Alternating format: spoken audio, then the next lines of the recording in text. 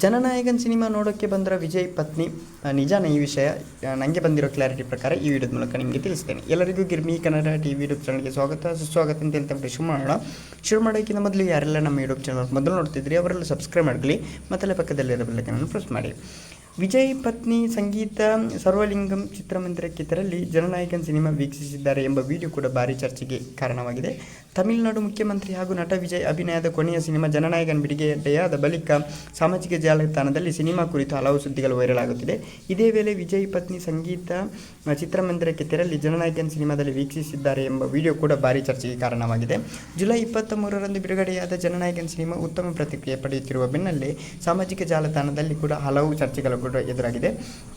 Mask ಹಾಕಿಕೊಂಡು ಚಿತ್ರಮಂದಿರಕ್ಕೆ ಬಂದಿರುವ ಒಂದು ವಿಡಿಯೋ ಭಾರಿ ವೈರಲ್ ಆಗ್ತಿದೆ. ಈ ವಿಡಿಯೋ ವಿಜಯ್ ಅವರ ಕೊನೆಯ ವೀಕ್ಷಿಸಲು ಸಂಗೀತ ಥಿಯೇಟರ್ಗೆ ಬಂದಿದ್ದಾರೆ ಎಂಬ ಸೃಷ್ಟಿಗೆ ಸಾವಿರಾರು ಮಂದಿ ಹಂಚಿಕೊಂಡಿದ್ದಾರೆ. ವಿಡಿಯೋದಲ್ಲಿ ಮಾಸ್ಕ್ ಧರಿಸಿದ್ದ ಮಹಿಳೆಯೊಬ್ಬರು ಥಿಯೇಟರ್ಗೆ ಬಂದಿರೋದು ಅದೀಗ ಭಾರಿ ಇದರಲ್ಲಿ ಫ್ಯಾಕ್ಟ್ ಏನಾಗಿದ್ರೆ, ಆದರೆ ವೈರಲ್ ಆಗಿರುವ ಈ ವಿಡಿಯೋ ಇತ್ತೀಚಿನದಲ್ಲ. ಇದು ಹಳೆಯ ವಿಡಿಯೋವಾಗಿದ್ದು ಜನನಾಯಕನ್ ಸಿನಿಮಾ ಬಿಡುಗಡೆ ನಂತರ ಘಟನೆಗೆ ಸಂಬಂಧಿಸಿದಂತೆ ಅಲ್ಲ. ಕೆಲವು ಸಾಮಾಜಿಕ ಜಾಲತಾಣ ಬಳಕೆದಾರರು ಹಳೆಯ ವಿಡಿಯೋವನ್ನು ಇತ್ತೀಚೆಗೆ ಥಿಯೇಟರ್ ದೃಶ್ಯಗಳೊಂದಿಗೆ ಎಡಿಟ್ ಮಾಡಿ ಈ ವಿಡಿಯೋ ವೈರಲ್ ಮಾಡ್ತಾಯಿದ್ದಾರೆ. ಅದರಿಂದ ಅದು ಯಾವುದೇ ಯಾಕಂತೇಳಿದ್ರೆ ಅಧಿಕೃತ ಹೇಳಿಕೆ ಕೂಡ ಬಂದಿಲ್ಲ ವಿಜಯ್ ಅವರ ಹೆಂಡತಿಯವರು ಬಂದಿರೋದು ಥಿಯೇಟರ್ಗೆ.